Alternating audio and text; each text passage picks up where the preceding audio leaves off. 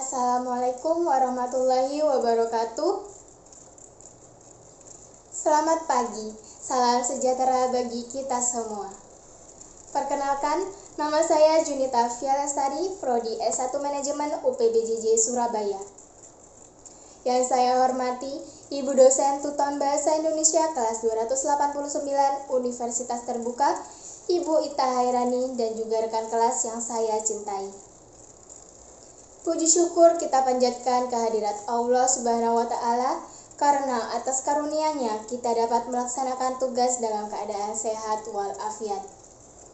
Sholawat serta salam senantiasa kita curahkan kepada junjungan Nabi besar kita, Nabi Muhammad SAW.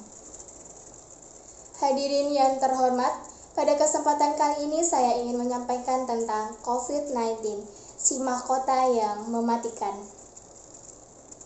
Coronavirus disease 2019 atau sering kita sebut COVID-19 adalah penyakit menular yang disebabkan oleh infeksi salah satu jenis virus corona atau Severe Acute Respiratory Syndrome Coronavirus 2 yang kemudian disingkat SARS-CoV-2 yang untuk pertama kali ditemukan di Wuhan, China pada bulan Desember 2019.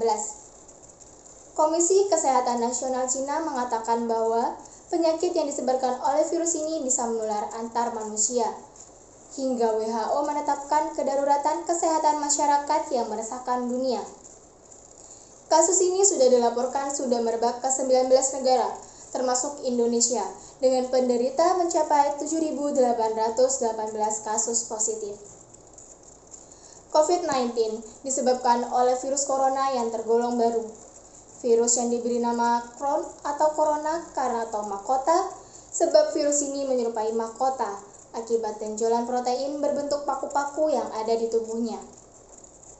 Kadangkala virus corona bisa menginfeksi hewan yang kemudian berkembang dan menyebabkan penyakit pada manusia dan menjadi virus corona yang baru hingga menginfeksi manusia dan menyebabkan sindrom pernapasan akut yang berat.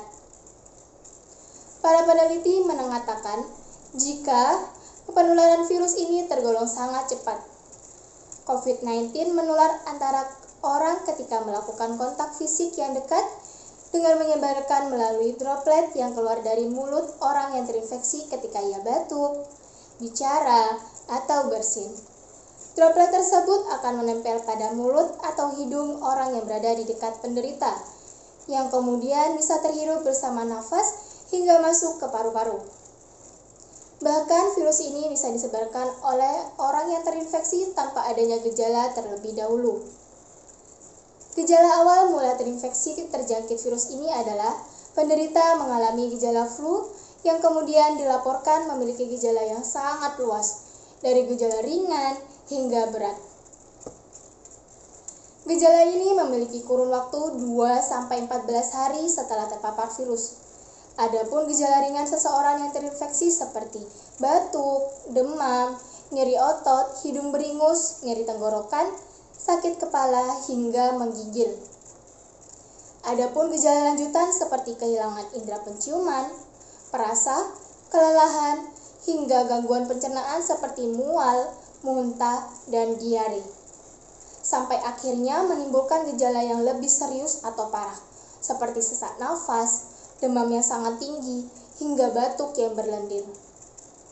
Untuk mengetahui keterjangkitan COVID-19 dapat melalui dua metode pemeriksaan, yaitu tes virus atau tes antibodi dengan cara mengambil sampel dari saluran pernapasan atau swab yang kemudian diperiksa secara metode PCR.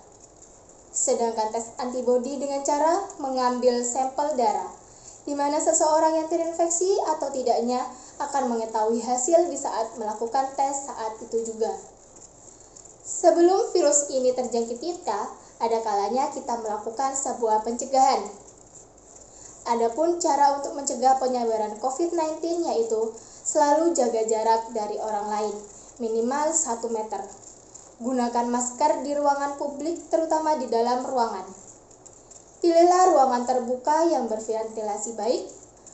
Cuci tangan secara rutin dan benar, jangan lupa menggunakan sabun atau pembersih tangan yang berbahan alkohol.